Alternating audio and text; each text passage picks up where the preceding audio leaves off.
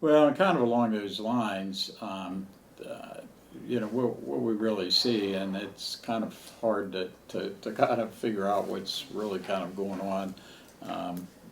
Hopefully, maybe you can see what you think about it. But Fayette County, the unemployment rate still is high.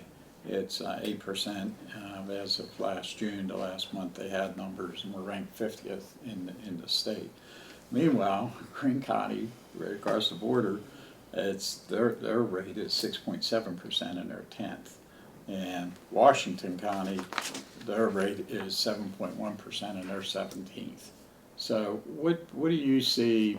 Why is Fayette County rate so high, particularly compared to Greene County? What do you see as any kind of differences, or is it maybe that the coal or the Marcellus shale, or what's some of your observations there? Well, I think first of all, you have more people than we do, and you are so geographically spread out, and you have some true rural areas still that are it's tough.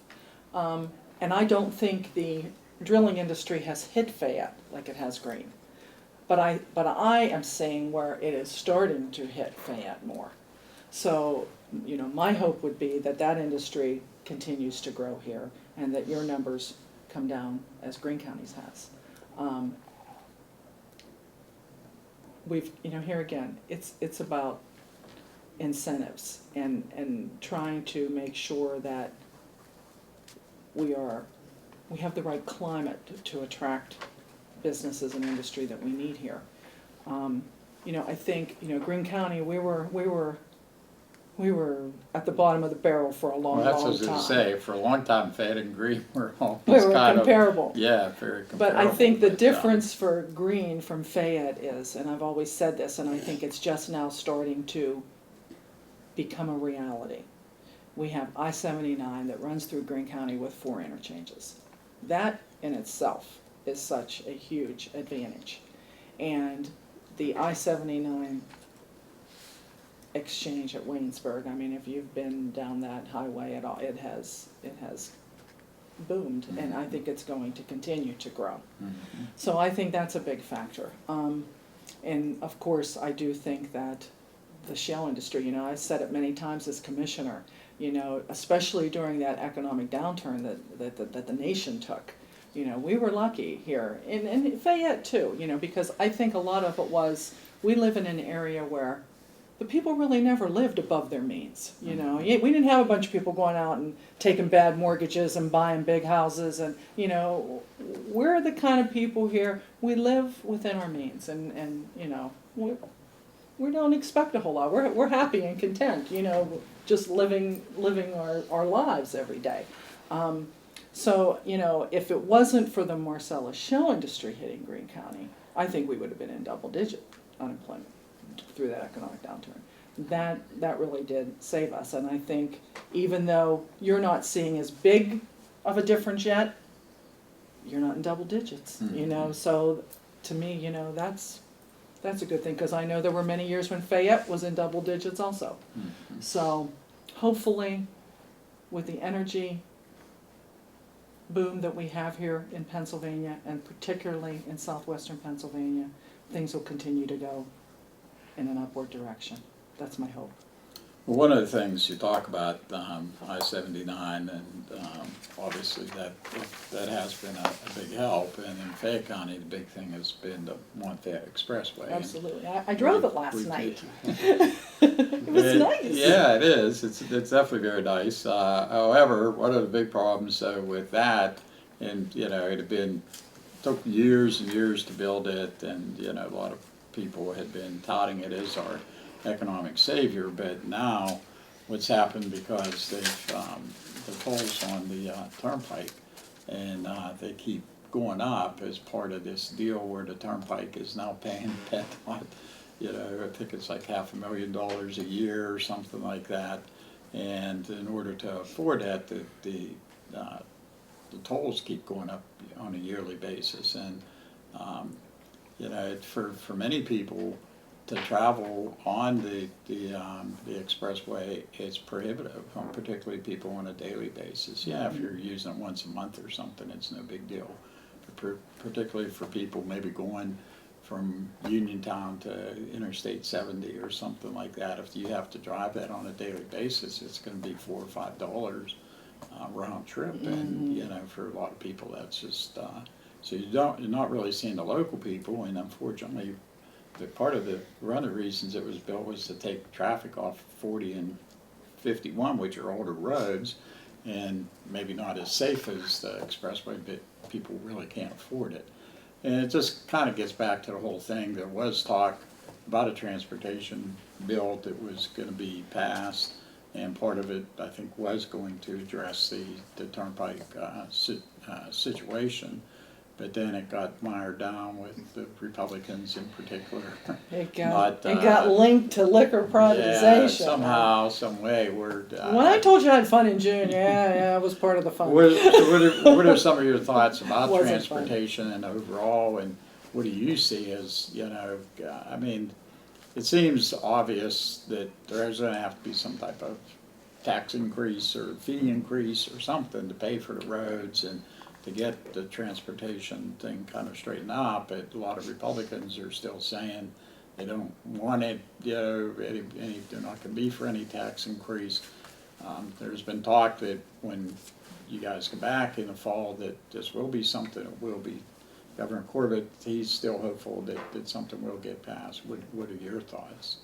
Well, I think we absolutely need to do something with transportation, and you're right, it got very mired down in June. You know, you had, and it's kind of, you know, I sat there as a freshman Democrat saying, wow, you know, we've got a Republican-controlled Senate and a Republican-controlled House, and it was the two of them. You know, they were fighting because one wanted liquor privatization and the other wanted transportation. So therefore they decided they were going to tie the two together. If the Senate wasn't going to pass liquor privatization, then the House wasn't going to pass transportation. And the whole thing just got totally stuck in the mud, and nothing, you know, none of it got done. I am hoping, you know, and I will tell you this, when Senator Sullivan and I were done with our meeting with Governor Corbett on rain day, you know, the governor did mention transportation to me. He said, you know, I'd like to have a transportation bill. And I said, well, you know, make sure that the House leadership is willing to sit down with the Democrat House leadership and let's get it done. I mean, we all recognize the need. You know, Pennsylvania is, you know, unique in the fact of, you know, we have miles and miles and miles of highways and a ton of bridges, you know, and I've always contended that, you know, my first responsibility as an elected official is for the safety, health, and welfare of the people we represent. Well, I certainly don't want to see a bridge collapse in Pennsylvania because the legislature couldn't agree on how to pay for it. And you're right, you know, hey, everybody has their beliefs, you know, but as an elected official, to say you're never going to raise anything ever under any circumstances just doesn't make sense to me. If we have a disaster in this state, what are we supposed to do? Not fix it, not help people, not take care of our needs, not protect the public? I mean, you know, 9 years as a commissioner, you know, I did have to raise taxes once, and I lowered taxes once. And, you know, the year I had to raise them, believe me, I lost a lot of nights' sleep over that because that's the last thing I wanted to do. But we have a responsibility to take care of our needs. You know, I was a big proponent of the tolling of I-80, you know, and the Fed shot that down. You know, I think the interstate highways, you know, you talk about truck traffic. I mean, that's who's using those highways. You know, they should be paying to upgrade those highways and to keep them passable. But here again, we have a lot of major highways. You talk about the Montfayette Expressway. Yeah, we're tolling people here in Fayette County, but yet the major thoroughfares through the Commonwealth, we're not tolling at all. So that doesn't make sense to me. And you know, we have a responsibility to make sure, you know, when our kids get on those school buses on Monday, you know, I want to feel that they're on safe roads and safe bridges. So I'm hoping when we go back in the fall that there will be a bipartisan effort to pass a transportation bill. But the challenge lies with the Republican leadership in the House because they have so many members that refuse to vote for anything that has any kind of a fee increase, tax increase. But it would seem that if there would be, say you would be able to get something, but if they came to the Democrats and worked with you guys, that maybe they could get something done with the votes from the Democrats. I absolutely and believe some, that. And some Republicans. I mean, Yes. some Republicans are probably never going to vote for anything, but it would seem that there probably are some Republicans who would, and Yes. then the Democrats seem to be more reasonable about this also. Yeah, I really believe if both sides could get in a room and truly work together, you know, and count the heads, count the votes, I think we could get something done, and that's what I'm hoping for. You know, I sat here in this room with you folks, I guess it was last year, wow. You know, and I said it then, you know, that I was in support of the governor's Transportation Advisory Commission report and what it said, you know, with the exception of, you know, raising the, the tax on the gas. You know, I'd have to take a good hard look at how much that would be and what it would cost people at the pumps, because that's painful. My husband and I, we were in Tennessee last week. We were so excited. $3.19. I'm like, pull in and fill up whether we need it or not. So, you know, but we have to recognize the fact that you don't drive on a road and it's not there for free. I mean, you know, it takes money to maintain what we have. And we have an obligation in this Commonwealth to maintain what we have for the good of our citizens. And you talk about the next generation, you know, here again, we have a responsibility right here, right now, to leave it better for them.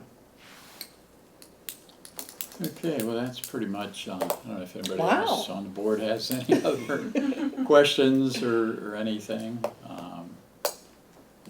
If you had anything else that you wanted to talk about, anything that we didn't touch on there. Well, you know, I just want everyone to know that in my first 8 months, you know, it truly is an honor for me to represent the people of the 50th District, and I try to live it every day with dignity, respect, and honesty, and that's my commitment to the people. Everyone may not always agree with every vote I take or every position I have, but I will always do it honestly and forthright, and I'm here to listen to all sides, always. And I want to thank you again for giving me the opportunity. Yeah. Okay, well, thanks a lot for coming in. My pleasure. We appreciate you sitting down and taking the time to hear your views.